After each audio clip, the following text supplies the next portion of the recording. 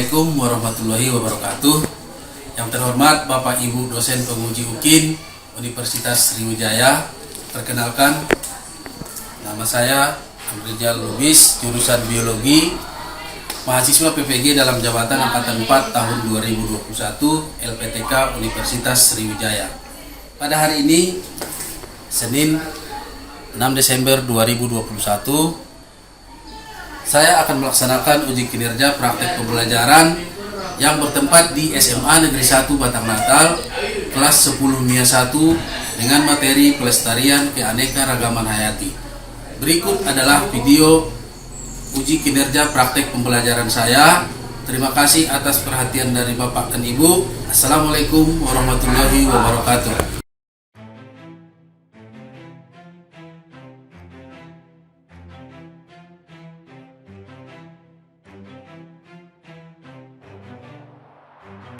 Warahmatullahi wabarakatuh. Waalaikumsalam warahmatullahi wabarakatuh. Gimana kabarnya hari ini Anda semuanya? Sehat? Sehat, Pak. Alhamdulillah, bersyukur kita kepada Allah Subhanahu wa taala. Meski dalam kondisi pandemi kita masih diberikan kesehatan ya. Oke, untuk pembelajaran kita sebelum kita mulai Bapak absen dulu kehadirannya. Bapak akan panggilkan satu persatu. Dimulai dari Ahmad Ilyas, Pak Listiani, Hadir, Pak. Muhammad Reza, Pak, berarti komplit ya. Pak kita hari ini terima kasih untuk sampaikan kehadirannya pada pertemuan kita pada hari ini. Nah, jadi sebelum kita mulai pelajaran, ada baiknya pembelajaran ini kita awali dengan berdoa untuk mengambil berkah. Semoga nanti pembelajaran kita ini bermanfaat untuk kita semuanya. Jadi Bapak minta kami sebagai ketua kelas waktu Bapak untuk memimpin doanya untuk memulai pembelajaran kita pada hari ini. Silakan, Hamdi. Sebelum kita mulai pelajaran pada hari ini, ada baiknya kita berdoa dahulu. Berdoa dimulai.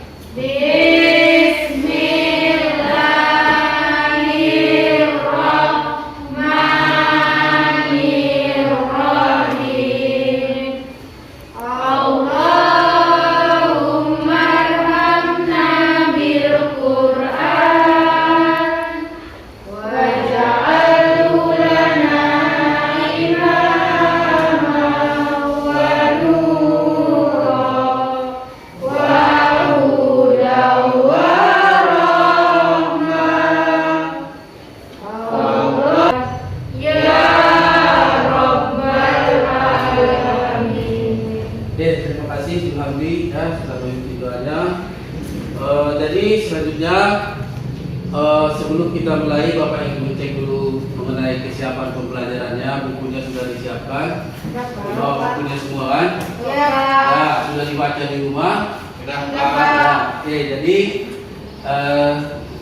setelah itu juga perhatikan juga lingkungan di sekitar rumah apakah sudah bersih. Kalau ada sampahnya supaya diambil, disimpan dulu, nanti dibuang ke sampah. Silakan dibersihkan dulu lingkungan di sekitarnya ya. Nah, oke, untuk selanjutnya sudah semuanya. Alhamdulillah sudah bersih. Sudah, Sudah, Pak. Pak. Bersih sudah di belakangnya. Sudah tulis semua. Oke, kalau sudah untuk hari ini mengucapkan rasa nasionalisme kita sebelum kita mulai pembelajaran pada hari ini, maka Bapak kita semuanya berdiri, kita menyanyikan salah satu lagu nasional. Maka semuanya diikuti ya. Oke, silakan. Ya, siap. Diikuti semua ya.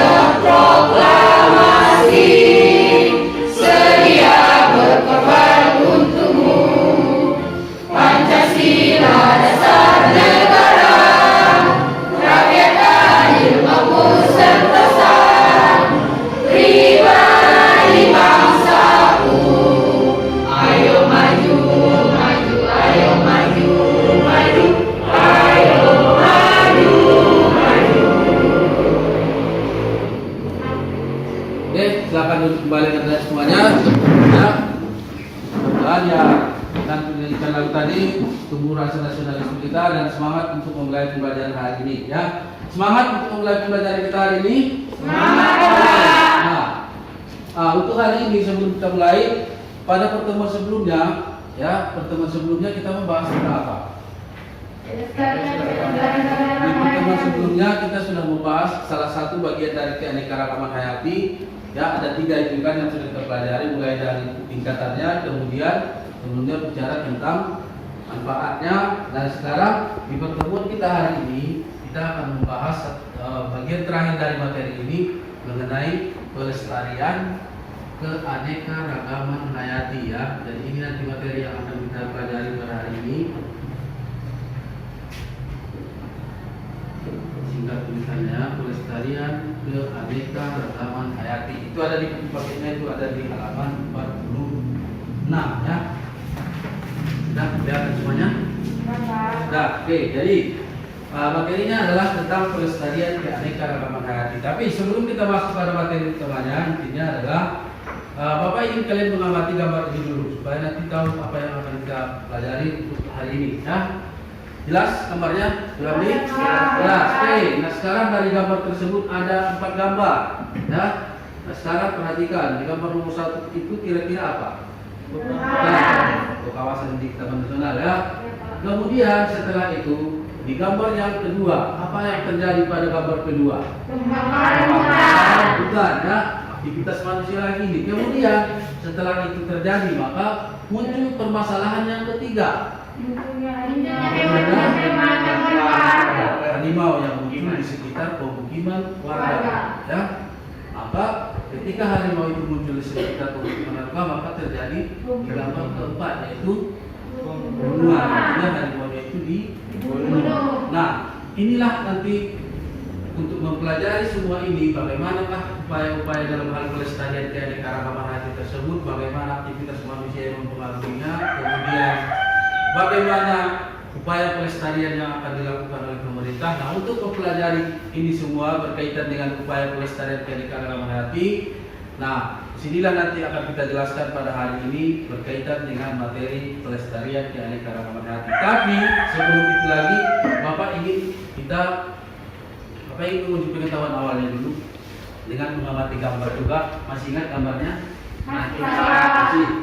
Ya, kejadiannya dekat dengan kita ya, yaitu harimau yang berkeliaran di mana-mana tewas ditembak warga. Ini daerah di sekitar kita ya, di mana? Ya, dekat dengan kita ya. Ya, yang membilang siapa? Ya, bisa berbagi pengalaman dengan kita apa yang terjadi. Apa mesti ya? Ya, apa kira-kira yang terjadi pada kejadian waktu itu? Ini dari artikel yang muncul di tahun 2018 ya.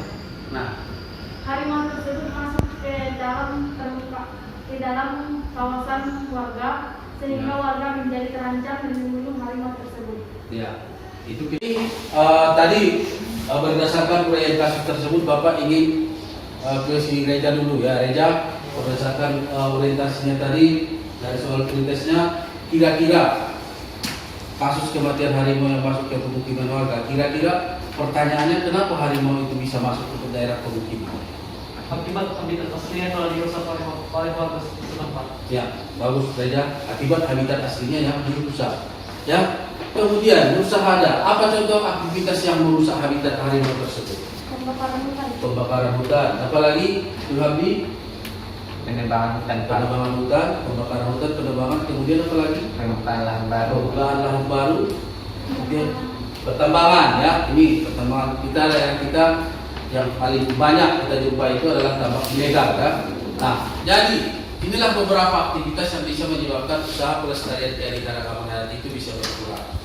Ya, jadi terima kasih untuk hiburan semuanya. Jadi untuk mempelajari ini semua, maka itulah kita masuk pada materi ketiga kita pada hari ini, yaitu tentang pelestarian keanekaragaman hayati.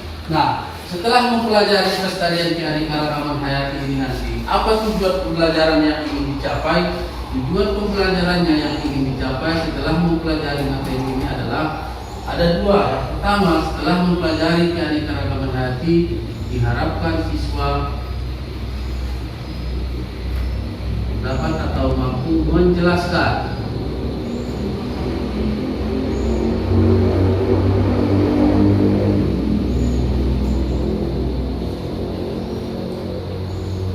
Tingkat pelestarian keanekaragaman hayati. Kita tulisannya. Yang pertama, yang kedua, setelah mempelajari materi pelestarian ini nanti diharapkan siswa mampu menganalisis. Ya, ini tujuannya. Ya, yang pertama setelah mempelajari pelestarian keanekaragaman hayati, diharapkan siswa mampu menjelaskan tingkat pelestarian keanekaragaman hayati. Kemudian yang kedua adalah mampu menganalisis usaha pelestarian keanekaragaman hayati, baik dia secara in situ dan secara ex situ. Ya, kalau untuk kompetensi dasarnya bisa dilihat di sini semuanya. Lebih bisa dibaca dan belakang. Bisa Pak. Oke, bisa kompetensi dasar, kemudian apa indikatornya, dan itu adalah tujuan pembelajarannya dari pelestarian keanekaragaman hayati. Oke, jadi untuk itu, untuk mencapai tersebut, maka kita masuk kepada kegiatan utamanya, yaitu mengenai orientasi masalahnya, yaitu tentang kasus berikut. Perhatikan kasusnya supaya lebih jelas. Ini ada kutipannya, Bapak minta satu orang.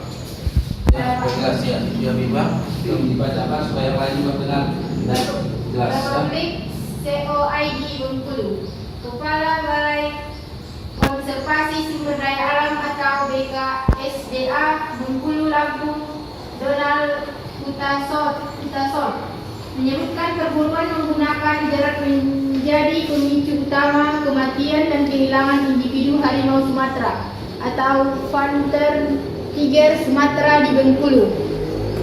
Dalam kurun 12 tahun terakhir, ada 13 ekor harimau korban konflik dan perburuan. Terima kasih, Bima.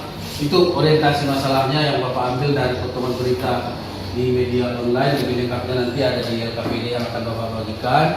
Nah, jadi berdasarkan orientasi masalah tersebut, di situ tadi judulnya adalah perburuan menjadi ancaman kepunahan harimau Sumatera. Harimau Sumatera itu hewan yang dilindungi atau tidak?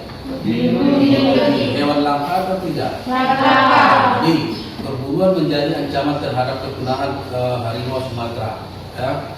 Nah, berdasarkan ringkasan atau uraian materi atau uraian orientasi masalah dari potongan berita tadi, ya, kira-kira Bapak ingin dengar pendapatnya dulu. Apa kira-kira yang menjadi permasalahan pada artikel atau pada berita tersebut? Ada yang punya pendapat? Ya, Bilami silakan, Bilami. Kenapa bisa terjadi pemburuan Pak? Kenapa bisa terjadi perburuan terhadap harimau Sumatera? Oke, bagus, Bilami. Ada lagi? Ada lagi yang ingin yang tahu apa kira-kira permasalahannya pada artikel tersebut? Tadi kenapa terjadi perburuan? Ya, usaha ada kira-kira apa yang menjadi permasalahan dari artikel tersebut? Atau yang lain? Ada lagi? Apakah yang diambil dari hewan tersebut? Ya, apa saja yang diambil ketika harimau Sumatera itu dibunuh? Ya. Oke, ada lagi pertanyaannya yang berkaitan dengan artikel tersebut? Ya, Kenapa hewan muncul ke permukiman warga? Kenapa hewan yaitu harimau Sumatera satuannya kenapa bisa muncul ke permukaan ke pemukiman warga? Ya, sebenarnya banyak ya yang bisa kita analisa dari situ. Maka untuk menjawab pertanyaan-pertanyaan tersebut nanti, kenapa terjadi perburuan, kemudian kalau dia setelah diburu, kemudian hewannya mati. Nah, setelah hewannya mati nanti ya apa yang dilakukan? Diapakan dia organ-organ tubuhnya dan sebagainya. Baru kemudian setelah itu kenapa dia bisa muncul lagi permukaan, bisa muncul lagi daerah pemukiman warga? Atau misalnya kalau kita analisa kenapa terjadi, bagaimana peranan pemerintah di dalamnya kan? Nah, jadi ada semuanya untuk membahas hal-hal tersebut, ya, untuk membahas ini semuanya nanti, maka kedepannya ini akan kita adakan diskusi untuk membahas permasalahan yang muncul.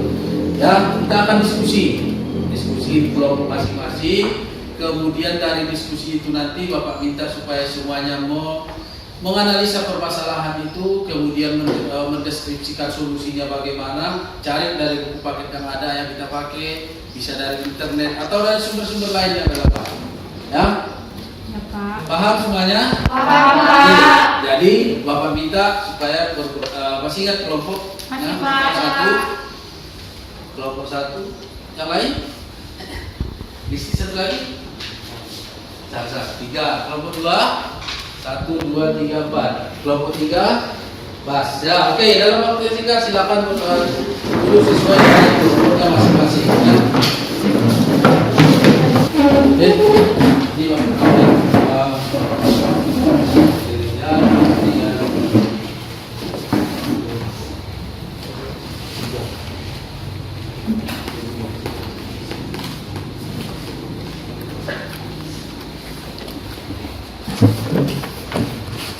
Oke, kelompok dua.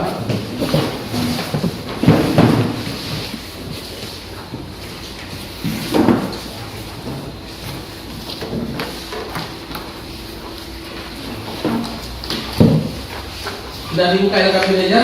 Sudah, Pak. Sudah. Nah, sekarang perhatikan ya, perhatikan LKPD ini orientasi masalahnya, perhatikan sudah kelihatan. Sudah? Sudah Pak. Ya.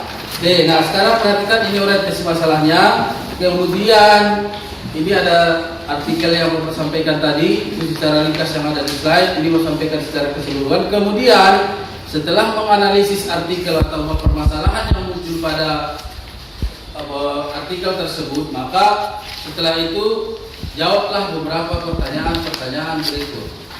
Ya, sudah kelihatan pertanyaannya? Iya Pak. Sudah. Ada beberapa pertanyaan di sini. Nah, untuk itu Bapak minta ya setiap kelompok bagi tugas siapa yang menjawab pertanyaannya masing-masing dari berbagai sumber referensi yang ada, silakan dijawab pertanyaan-pertanyaan yang ada pada LKPD kita. Dan jelas sampai di sini atau ada pertanyaan? Jelas. Kelompok 3, kelompok 1. Jelas Pak. Kelompok 2.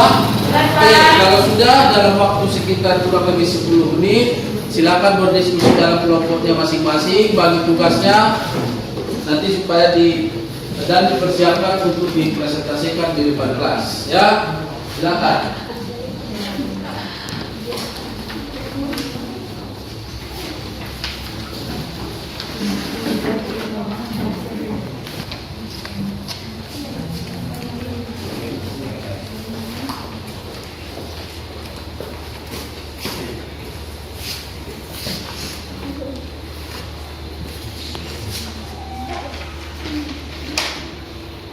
Dibagi tugasnya beda ya. Bagi tugasnya apa nanti yang akan presentasi dan mencari jawaban untuk pertanyaan-pertanyaan. Di kelompok 2 ada masalah? Ya, jelas semua ya. Lagi? Jelas Pak. Jelas. Oke.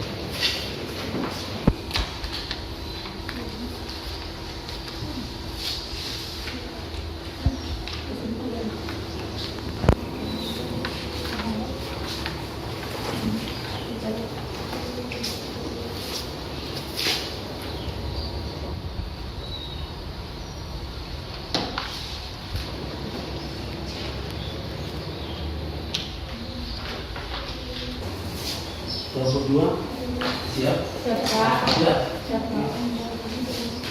Yang lain gimana? Kira-kira udah siap? Kami Pak udah. Sudah, kelompok 1 sudah. Oke, kita tunggu kelompok 3 ya. Ya, Pak. Sudah. Oke, berarti sudah semua. Oke, jadi kalau sudah semuanya, kalau sudah ditentukan kelompok 1 siapa yang akan baca makalahnya? Habdi. Kelompok 2 Salsa. Kelompok 3 Saya, Pak. ya, Siti Biba. Oke, jadi yang sudah semuanya. Berikutnya silakan kita akan berdiskusi untuk membacakan hasil dari apa yang sudah kalian kerjakan. Maka untuk kesempatan pertama ya, Bapak akan berikan kesempatan kepada kelompok 1 ya. Kelompok 1 silakan dibacakan apa yang sudah kalian diskusikan. Kemudian untuk yang lain Bapak minta tanggapannya nanti, perhatikan apa yang disampaikan oleh kelompok 1. Kemudian jika ada nanti hal-hal yang ingin ditanyakan atau ada yang kurang jelas terhadap apa yang disampaikan oleh kelompok 1, silakan ditanya langsung dengan kelompok 1. Dan bisa kita mulai? Oke, silakan kelompok 1. Yang lain perhatikan ya, Ilyas geser sedikit apa Ilyas ya. Assalamualaikum warahmatullahi wabarakatuh. Waalaikumsalam warahmatullahi wabarakatuh. Kami dari kelompok 1 akan membacakan hasil diskusi kami. Berdasarkan kasus di atas,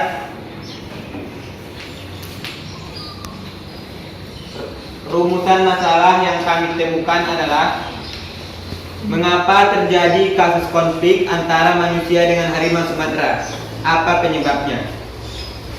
Yang kedua, kesimpulan dan solusi kami dari analisis terhadap masalah tersebut adalah konflik antara manusia dengan harimau Sumatera terjadi, salah satu penyebabnya adalah ulah manusia juga, di mana manusia merusak hutan dengan menebangi pohonnya, pembakaran hutan untuk membuka lahan pertanian baru, kegiatan pertambangan ilegal dan sebagainya. Jika terjadi konflik, maka manusia merasa terancam keselamatannya, akan berusaha memusnahkan harimau tersebut dengan cara diburu atau dengan cara lainnya, sehingga terjadi konflik antara manusia dengan harimau. Tujuan utama dari upaya konservasi: bagaimana agar kepunahan tidak terjadi. Kepunahan dapat terjadi di semua tingkat keanekaragaman hayati, baik ekosistem, spesies maupun genetik. Kepunahan terjadi seiring terjadinya kerusakan habitat dan ekosistem, dan satu-satunya cara untuk mencegahnya adalah dengan kegiatan konservasi secara luas, termasuk pengelolaan secara berkelanjutan. Cukup sekian yang dapat saya sampaikan. Jika ingin bertanya silahkan.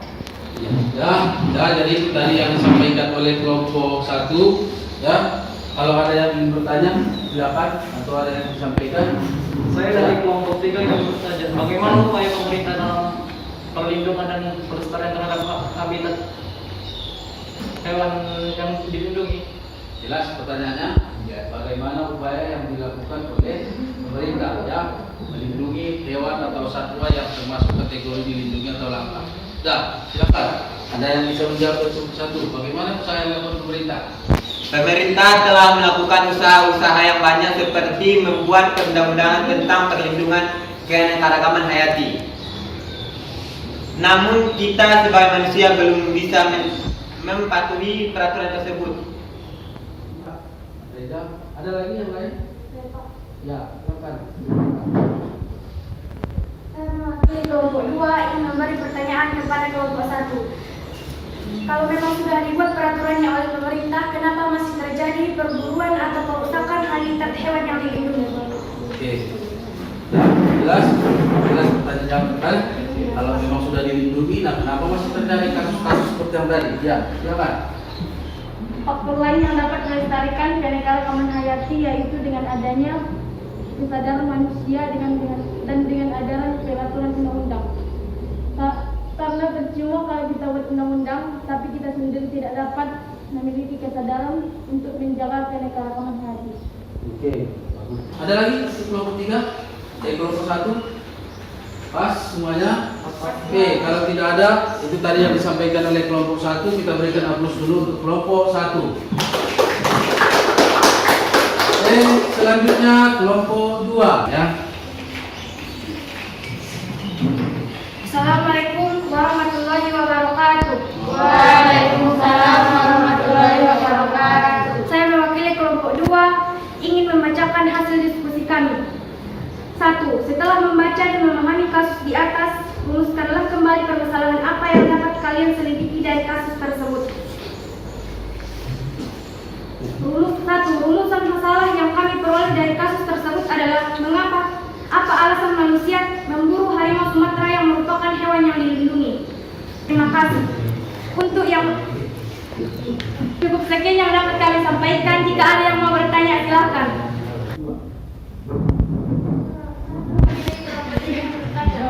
Dengan harimau Sumatera, hewan apa saja yang dilindungi? Ya, itu jelas pertanyaannya ya. Oke. Saya dari kelompok 2 menjawab dari pertanyaan kelompok 3. Hewan yang termasuk hewan langka adalah seperti orang hutan, burung cendrawasih, gajah dan lain-lain seterusnya. Ya, paham. Ya, kalau sambil tertawa menjawabnya jelas maksudnya kan. Oke, itu tadi dari kelompok 2 ya. Nah, saya kira juga jelas jawabannya. Ada hewan yang termasuk dilindungi banyak ya, selain dari yang disampaikan tadi juga ya, jelas bagi kita apa saja termasuk kategori hewan yang atau satwa yang dilindungi dan yang termasuk kategori hewan yang langka. Oke, ada lagi? Iya, silakan. Ya, Ilyas, silakan Ilyas. Pertanyaan dari nomor 1. Bukankah kawasan kita sudah termasuk kawasan taman nasional? Apakah sudah benar-benar dilindungi? Ya. Saya ingin menjawab dari pertanyaan kedua ketiga.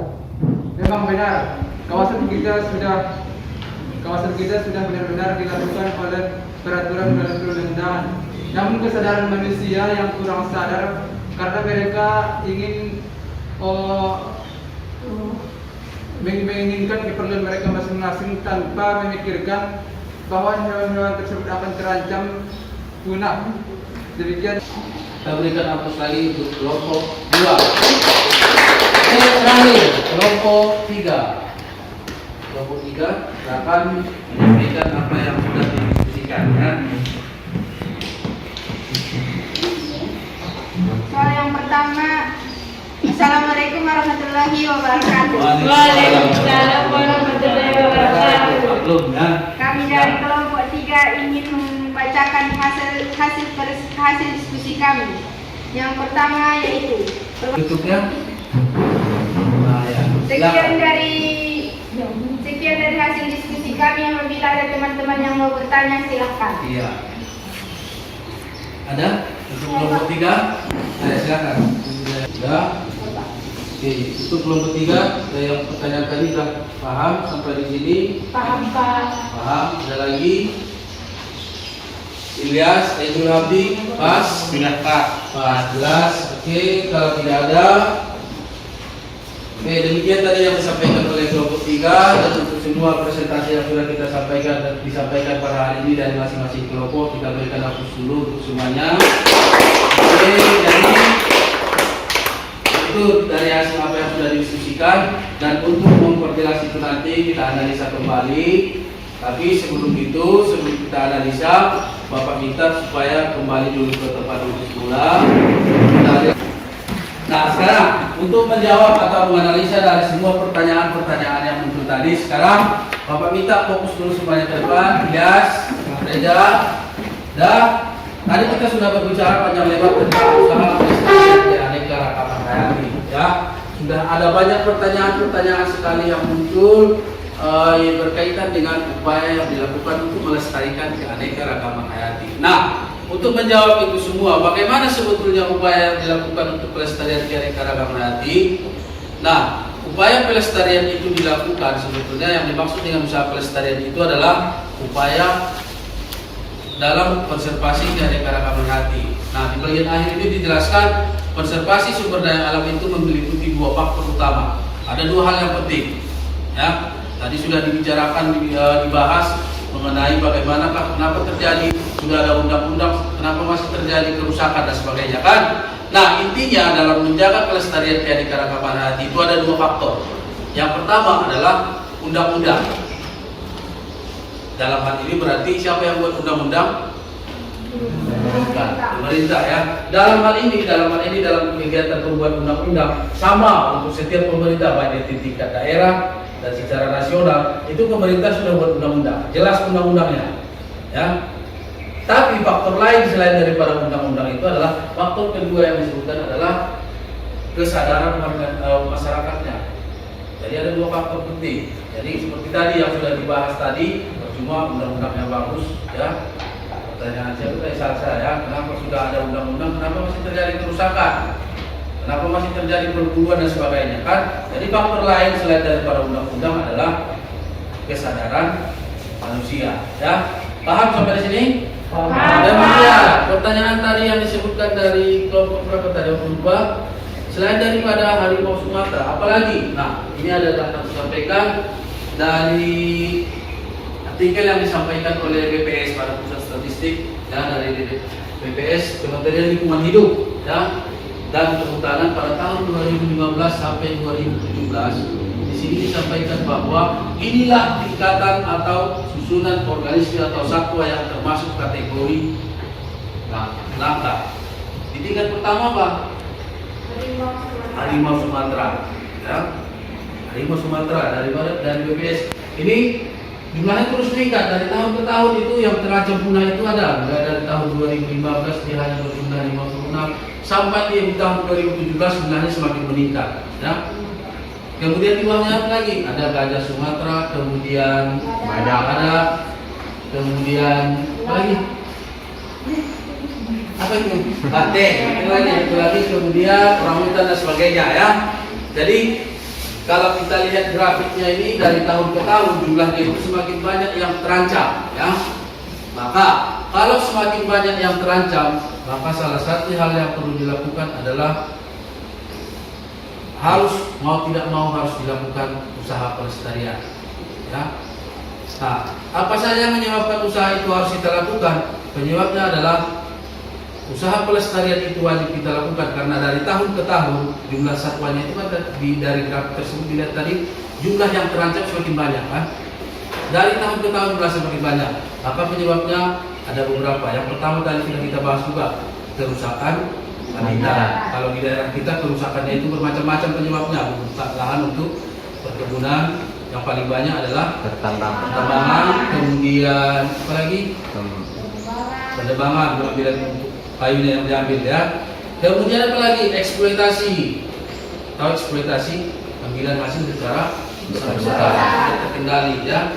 Kemudian penyebab terancamnya satu spesies itu yang ketiga adalah adanya spesies invasif dan penyakit. Ini maksudnya munculnya jenis penyakit baru yang menyerang spesies tertentu. Maka itu bisa menyebabkan spesiesnya itu menjadi terancam punah. Kemudian pelestarian keanekaragaman hayati itu di awal sekali dulu kita bahas bahwa keanekaragaman hayati itu ada 3 tingkat. Tingkat gen, jenis, jadi usaha pelestariannya juga sama. Pelestariannya dilakukan di 3 tingkat.